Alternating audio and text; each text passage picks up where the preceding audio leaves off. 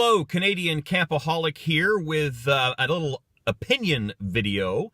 It is late March now. It is a beautiful sunny day, bright blue skies, but boy oh boy is it ever cold.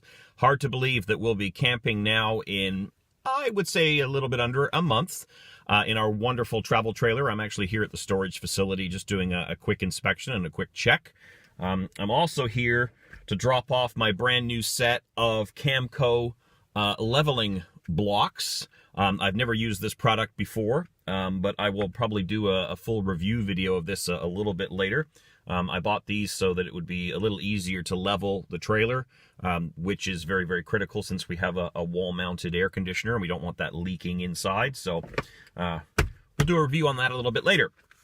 The main reason for the video, though, one of my newest subscribers, Dubs C, I hope I'm saying that right, had a question about buying new versus used. And I don't want this to turn into a very big, long opinion piece, but as someone who's owned a used pop-up and now someone who's financed and purchased a brand new travel trailer, I've got a little bit of insight. So here's my 2 cents worth.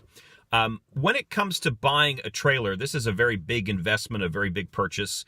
There are not a lot of people out there that could just go and outright buy a trailer just cash. So for many people, financing of some kind is going to be necessary. When we bought our used pop-up, it was about 14 years old. We actually put it on a credit card, which was maybe not the smartest move, but it was only about $3,000 Canadian, and we were able to manage the interest. We paid it off that way. The trailer we have now is about $16,000 Canadian. When we bought it last year, 2017, we financed that through a bank. And a lot of people, when they buy a new RV or travel trailer, they will finance for a term of anywhere up to 20 years. And that's exactly what we did. It was the only way we could do it, minimum down payment, small payments. But the way we look at it is the travel trailer is something we're going to use indefinitely. I mean, this is it for us. We're not one of these couples that's going to keep upgrading and get a bigger trailer, a bigger truck, and then a fifth wheel. We really want to keep this thing for as long as we can. So 20 years made sense. And if you look around on the roads today, there are plenty of travel trailers that are up in that age range. The other advantage to us for a new trailer was, of course, the fact that it's brand spanking new. Everything should work. Everything should be fresh. You haven't had other people's butts in your seats and people in your bed sleeping prior to you using it. So there was an appeal there, absolutely. So maintenance, that sort of thing, that was a big deal for us. Now, that's where it's a little bit of a double-edged sword, because I've read a lot of stuff online and seen a lot of YouTube videos where people have bought brand new, and they've had all kinds of maintenance problems in the first year or so. Some manufacturers, I won't mention names, they build their trailers very quickly, very fast, and the idea is get it out there, and if there's warranty work, whatever, there's warranty work. But as a new buyer, the warranties are not always that great, because my understanding is that if you take it in to get warranty work done, there could be quite a wait. The rumor I've heard out there is that a lot of dealers don't make as much profit off of warranty work as they do just straight repairs. So if you had, let's say, a water pump not working correctly, covered under warranty, you take it in, you could be waiting weeks and weeks, if not months, to have that repair in some cases. Now, this is not a blanket statement for every dealership. There may be some that are a little faster, but that is something to consider. Our trailer, we've had it out 3 times. It's got a comprehensive 2-year warranty. And so far, no major issues. So we've been very, very lucky. We figure anything major that's going to go wrong should go wrong in those first few years.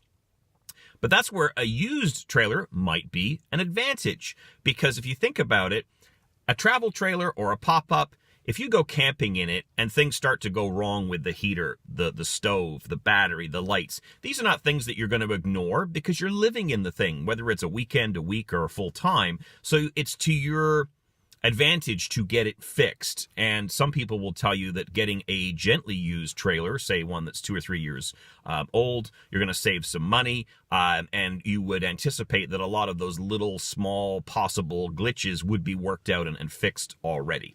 But the caveat with that is, if you get a trailer that's used, it may be harder to get approval for financing. And financing for trailers is very different than financing for your car. You have to have very, very good credit.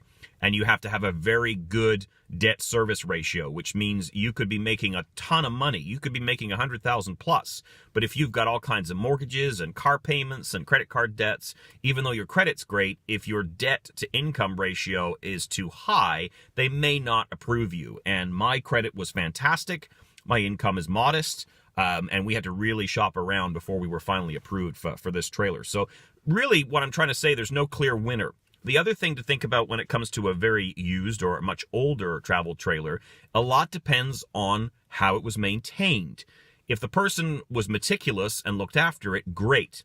But if they didn't really care and they didn't check the roof seal, you could have water ingress and you could have water damage in the floor, you could have water damage in the frame.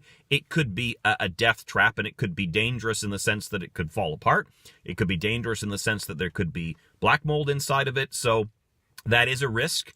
If you watch my recent video on what to look for when buying a used tent trailer, a lot of the advice I gave in there would work for any kind of RV in terms of checking for water ingress. So for me, if I'm going to buy used, I have to be very, very careful if I was going to do that. We went to a dealership, and I would advise that you be careful as well. So there's really pros and cons with both, and I know that probably doesn't make it any easier for Dub C and my other subscribers, but it's really your personal choice.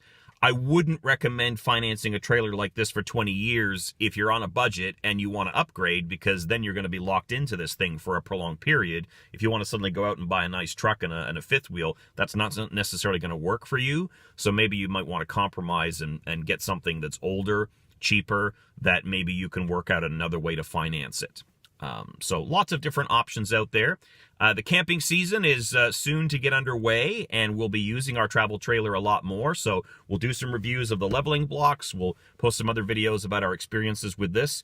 If any of you have experience or advice with buying new versus used, go ahead and feel free to pop some comments down below. And if this is your first time watching my videos, please don't forget to give us a thumbs up and subscribe, and happy camping.